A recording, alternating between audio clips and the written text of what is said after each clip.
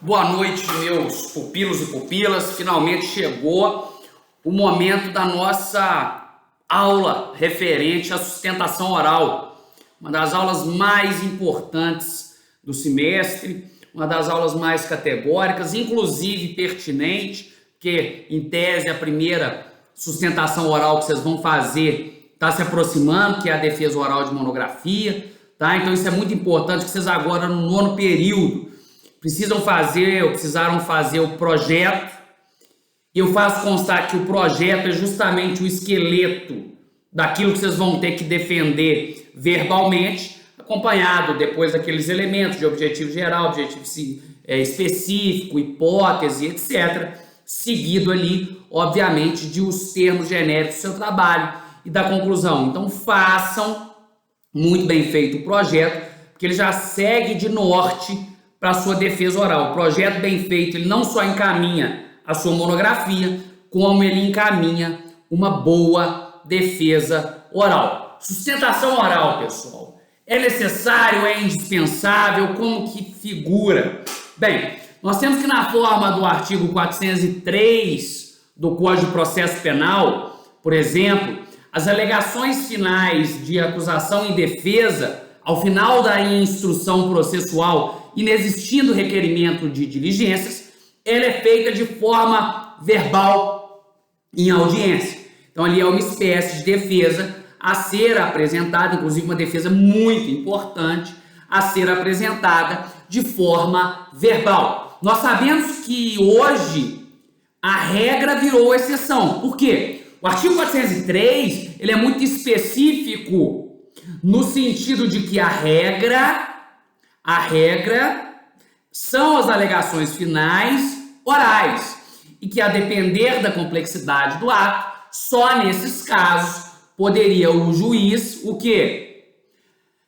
Permitir a alegação final por memoriais no prazo de 5 dias sucessivos, 5 para a acusação e 5 para a defesa.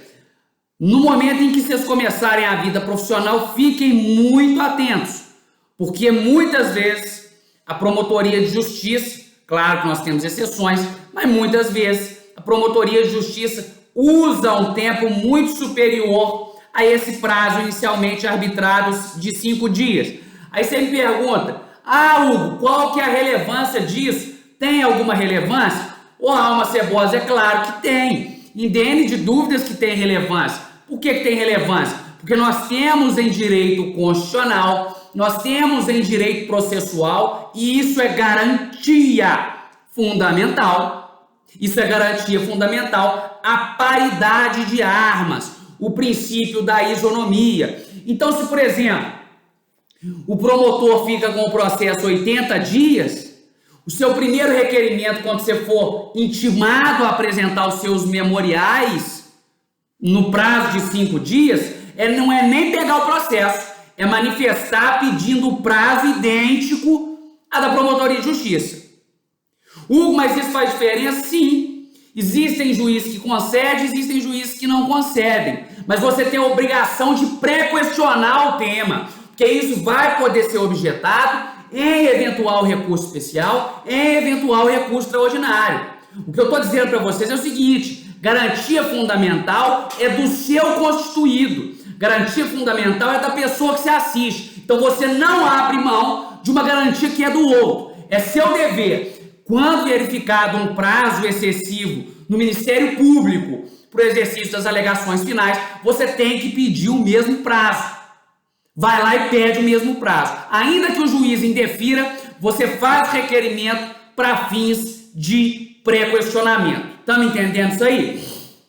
E aí você me fala, Hugo, a sustentação oral é indispensável ao ar? Bem, via de regra, não. Nós vamos ter sustentação oral, tá? Em regra, nos tribunais superiores, Tribunal de Justiça de Minas Gerais, STJ, Supremo. É difícil você ver, temos também a possibilidade de sustentação oral nas turmas recursais. Então, veja, a princípio, nós temos ali a manifestação oral do defensor perante o colegiado em grau recursal, né? Nós sabemos que é muito importante também que vocês entendam que o que regula a sustentação oral, vocês têm que guardar muita atenção a isso, é o regimento interno da casa.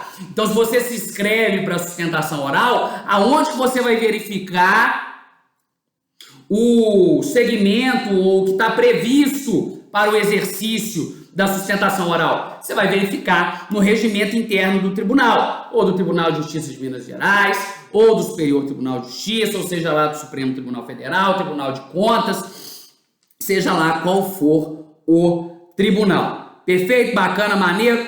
E aí o que você vai trazer na sua sustentação oral, meu doutor e minha doutora, meu pupilo e minha pupila? Você vai trazer na sustentação oral, assim como eu falei a respeito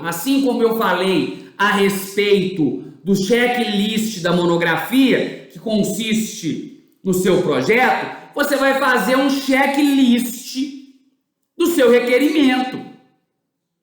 Então, se você for fazer o requerimento, você for fazer uma sustentação oral perante uma Câmara do Tribunal de Justiça de Minas Gerais, uma Câmara Criminal, claro que aqui a gente trabalha com criminal, porra!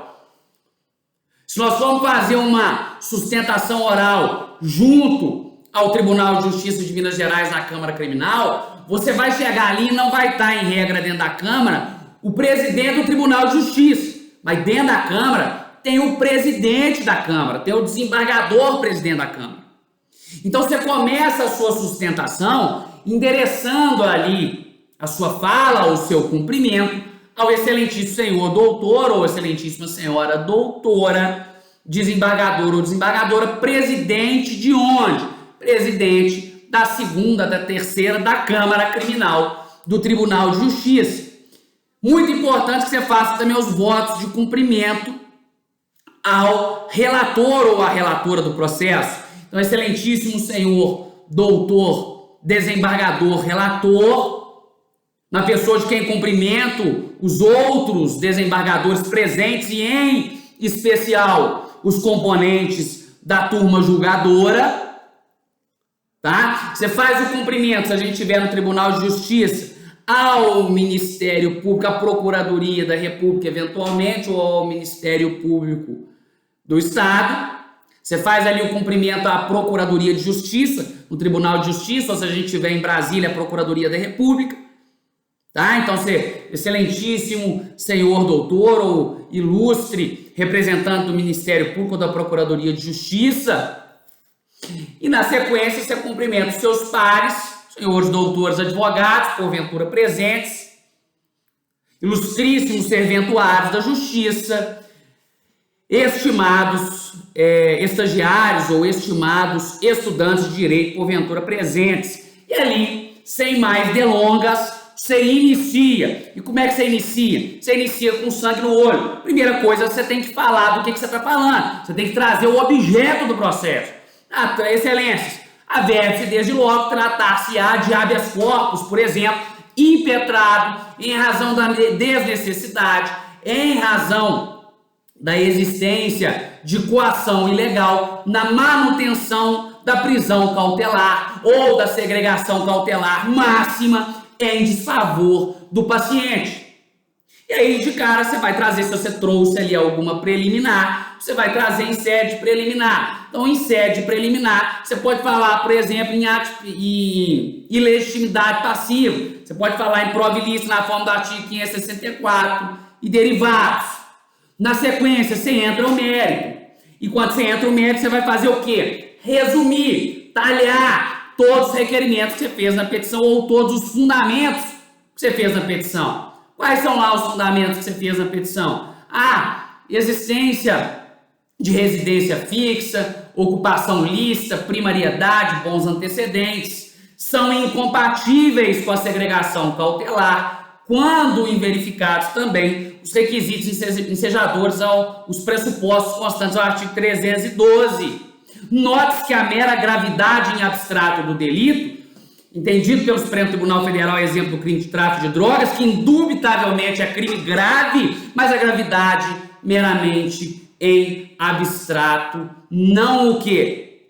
Não faz presumir a segregação cautelar máxima, não faz presumir que o agente tenha que ficar todo o processo preso. E aí, da mesma forma que você trouxe Na sua petição, no seu esqueleto, você vai requerer, pelo exposto, excelência, por tudo que foi amplamente veiculado, com respeito e acatamento, tendo em vista que a plenitude, ou tendo em vista que a sustentação oral se materializa na plenitude da ampla defesa, requer-se seja concedida a ordem, por exemplo, se a gente estiver falando de habeas corpus, para relaxar a prisão ilegal diante das preliminares suscitadas, ou ainda no mérito, para que seja revogada a prisão preventiva decretada em favor do paciente por tudo que até aqui se aduziu. Beleza? Bacana, maneiro? Então é isso que você tem que constar na sua sustentação oral. Você tem que falar dos principais argumentos que você trouxe na sua peça com essas peculiaridades que eu exibi até aqui.